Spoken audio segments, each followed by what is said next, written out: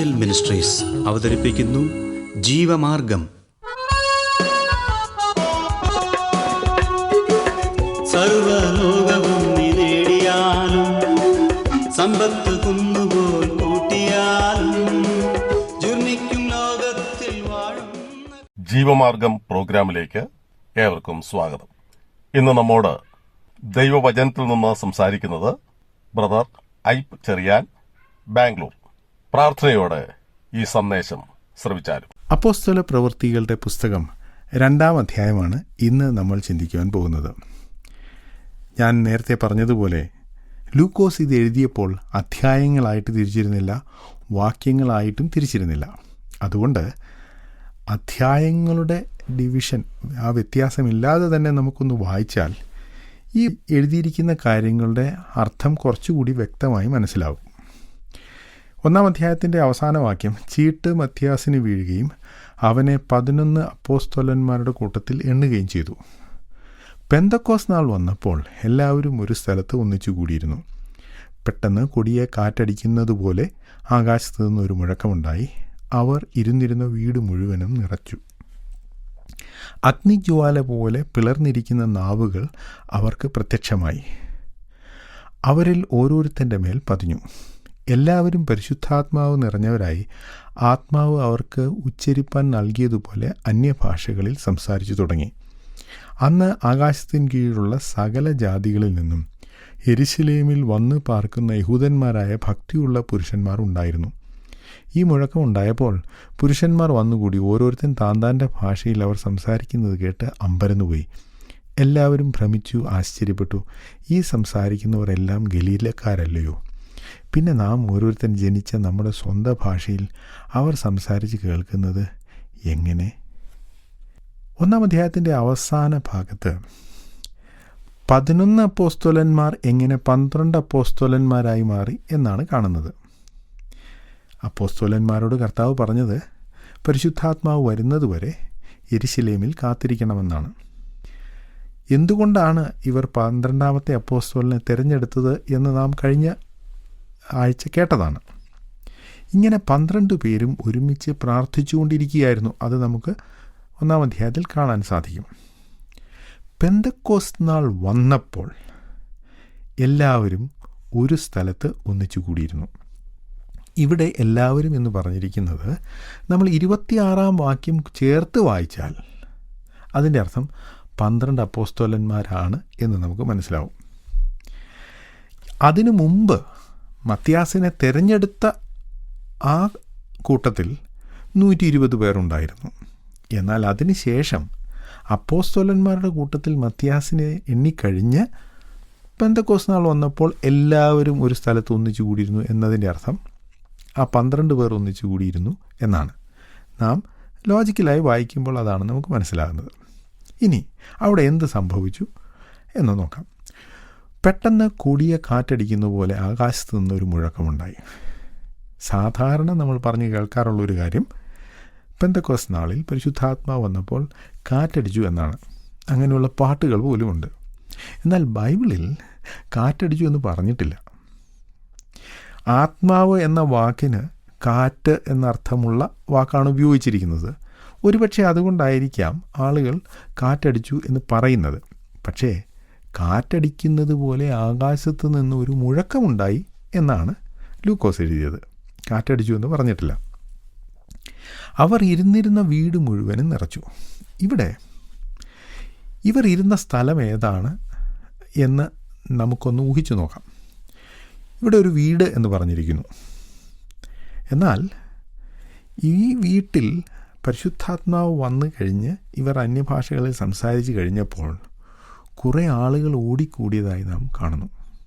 അപ്പോൾ ഇതൊരു വീടായിരുന്നോ അതോ പുറത്തു നിന്ന് ആളുകൾക്ക് കയറി വരുവാൻ സൗകര്യമുള്ള ഒരു സ്ഥലമായിരുന്നോ എന്ന കാര്യത്തിൽ നമുക്കൊരു സംശയമുണ്ട്. അത് നമുക്ക് വ്യക്തമായി ഇവിടെ അറിഞ്ഞുകൂടാ. ചില ആളുകൾ പറയുന്നത് ആ വീട് എന്ന് പറയുന്നത് ഒരു ബിൽഡിങ് എന്ന അർത്ഥത്തിൽ മാത്രമാണ് പറഞ്ഞിരിക്കുന്നത്. അപ്പോസ്തലന്മാർ ആ സമയത്ത് കൂടിയിരുന്ന ദേവാലയത്തിൽ തന്നെ ആയിരുന്നു എന്നാണ്. അതിന് ഒരു ന്യായമുണ്ട്. കാരണം പെന്തക്കോസ്ത് നാളിൽ ലോകത്തിൻ്റെ വിവിധ ഭാഗങ്ങളിൽ ഉണ്ടായിരുന്ന യഹൂദന്മാർ പല ഭാഷകൾ സംസാരിക്കുന്ന പല രാജ്യങ്ങളിലുണ്ടായിരുന്നവർ ദേവാലയത്തിൽ വന്നു, പെന്തക്കോസ് പെരുന്നാളിന് വന്നു. അവർ വന്നപ്പോൾ പെന്തക്കോസ് നാളിൽ ശിഷ്യന്മാർക്ക് പരിശുദ്ധാത്മാവിനെ ലഭിച്ചപ്പോൾ അവർ അന്യഭാഷകളിൽ സംസാരിക്കുന്നത് ഈ ആളുകൾ കേട്ടു. വിവിധ സ്ഥലങ്ങളിൽ നിന്ന് വന്ന ആളുകൾക്ക് അവരുടെ നാട്ടിലെ ഭാഷ ഇവർ സംസാരിക്കുന്നത് കേട്ടപ്പോൾ കാര്യങ്ങൾ മനസ്സിലായി. അവർ അതിശയിച്ചു എന്നാണ് നാം വായിക്കുന്നത്. അതിൻ്റെ അടിസ്ഥാനത്തിൽ ഒരുപക്ഷെ ഇവർ ഒരു വീട്ടിൽ അല്ലെങ്കിൽ തുറസായ സ്ഥലത്ത്, അതുമല്ലെങ്കിൽ ദേവാലയത്തിലായിരിക്കാം കൂടിയിരുന്നത് എന്ന് നമുക്ക് ചിന്തിക്കാം. 3-ാം വാക്യത്തിൽ അഗ്നിജ്വാല പോലെ പിളർന്നിരിക്കുന്ന നാവുകൾ അവർക്ക് പ്രത്യക്ഷമായി അവരിൽ ഓരോരുത്തൻ്റെ മേൽ പതിഞ്ഞു. ഇവിടെ അഗ്നിജ്വാല അവരുടെ തലയിൽ വന്നു എന്ന് പറഞ്ഞിട്ടില്ല. അഗ്നിജ്വാല പോലെ പിളർന്നിരിക്കുന്ന നാവുകൾ അവർക്ക് പ്രത്യക്ഷമായി. ഒരു പക്ഷേ അത് ഒരു സിംബോളിക്കായിട്ട്, ഒരു സാദൃശ്യമായിട്ട് വന്നതായിരിക്കാം. ആ സാദൃശ്യം നാവുകളെന്നാണല്ലോ പറയുന്നത്. അപ്പോൾ നാവ് നമുക്ക് ഇംഗ്ലീഷിൽ ടങ്സ് എന്ന് വേണമെങ്കിൽ പറയാം. ടങ്സിന് വേറൊരു അർത്ഥമുണ്ട്, ഭാഷകളെന്നും അർത്ഥമുണ്ട്. അപ്പോൾ ഇവർ പല ഭാഷകളിൽ സംസാരിക്കുവാൻ പോകുന്നതിൻ്റെ ഒരു പ്രതീകമായിട്ടായിരിക്കാം അത് വന്നത്. അതിനെക്കുറിച്ചൊന്നും ഡോഗ്മാറ്റിക്കായിട്ട് നമുക്ക് പറയാൻ സാധിക്കില്ല. എന്നാൽ ഒരു കാര്യം വ്യക്തം, എല്ലാവരും പരിശുദ്ധാത്മാവ് നിറഞ്ഞവരായി ആത്മാവ് അവർക്ക് ഉച്ചരിപ്പാൻ നൽകിയതുപോലെ അന്യഭാഷകളിൽ സംസാരിച്ചു തുടങ്ങി. അപ്പോൾ ഇവർക്ക് വശമില്ലാത്ത ഭാഷകളിൽ സംസാരിക്കുവാൻ തുടങ്ങി ഈ 12 പേരും. ഇതിൻ്റെ അടിസ്ഥാനത്തിൽ അന്ന് ആകാശത്തിൻ കീഴുള്ള സകല ജാതികളിൽ നിന്നും യെരുശലേമിൽ വന്ന് പാർക്കുന്ന യഹൂദന്മാരായ ഭക്തിയുള്ള പുരുഷന്മാർ ഉണ്ടായിരുന്നു. അപ്പോൾ അവിടെ വന്നുകൂടിയ ആളുകളെക്കുറിച്ചാണ് അവിടെ പറഞ്ഞിരിക്കുന്നത്. അന്ന് ആകാശത്തിൻ കീഴിലുള്ള എന്ന് പറഞ്ഞാൽ ദെൻ നോൺ വേൾഡ് എന്ന് വേണമെങ്കിൽ നമുക്ക് തർജ്ജമ ചെയ്യാം. ഈ എഴുതിയ ആൾക്ക് ഏതെല്ലാം രാജ്യങ്ങൾ പരിചയമുണ്ടോ അവിടെ നിന്നെല്ലാം ആളുകൾ യെരുശലേമിൽ വന്നിരിക്കുന്നു. കാരണം യഹൂദന്മാർ ലോകത്തിൻ്റെ വിവിധ സ്ഥലങ്ങളിൽ ചെതറിപ്പോയിരുന്നു. അവരുടെ പെരുന്നാളിൻ്റെ ദിവസം യെരുശലേമിൽ വരും. ഇങ്ങനെ വിദേശങ്ങളിൽ ജനിച്ചു വളർന്നവരായ യഹൂദന്മാർ പോലും ഈ ദിവസം യെരുശലേമിൽ വന്നിരിക്കുന്നു. അപ്പോൾ അവിടെ വന്ന ആളുകൾ സകല ജാതികളുടെ ഇടയിൽ നിന്നും സകല ഭാഷകൾ സംസാരിക്കുന്നവരായ യഹൂദന്മാരായിരുന്നു. അവർ ഭക്തിയുള്ള പുരുഷന്മാരായിരുന്നു, ദൈവഭക്തി ഉണ്ടായിരുന്നു. അതുകൊണ്ടാണ് അവർ യെരുശലേമിൽ വന്നത്. ഈ മുഴക്കമുണ്ടായപ്പോൾ അപ്പോസ്തലന്മാരുടെ അടുക്കിലേക്ക് അവർ വന്നു. അപ്പോഴാണ് ഓരോ അപ്പോസ്തലനും അവരവരുടെ ഭാഷയിൽ അവർ സംസാരിക്കുന്നത് കേട്ട് അമ്പരന്നത്. ഇതൊരു അത്ഭുതമായിരുന്നു, വലിയൊരു അത്ഭുതം. ഈ അത്ഭുതം കേട്ടപ്പോൾ അവർക്ക് അത് കൂടുതൽ അത്ഭുതമായി തോന്നാൻ കാര്യം, ഈ സംസാരിക്കുന്ന പുരുഷന്മാർ വിദ്യാഭ്യാസമുള്ളവരല്ല.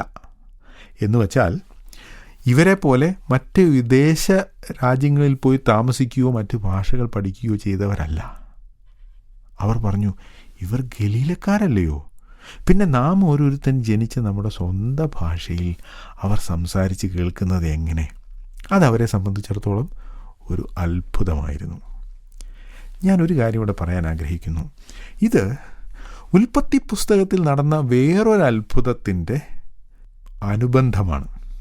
ഉൽപ്പത്തി പുസ്തകം 11-ാം അധ്യായത്തിൽ മനുഷ്യൻ ദൈവത്തിനെതിരെ മത്സരിച്ചപ്പോൾ ദൈവം മനുഷ്യൻ്റെ ഭാഷ കലക്കിക്കളഞ്ഞു.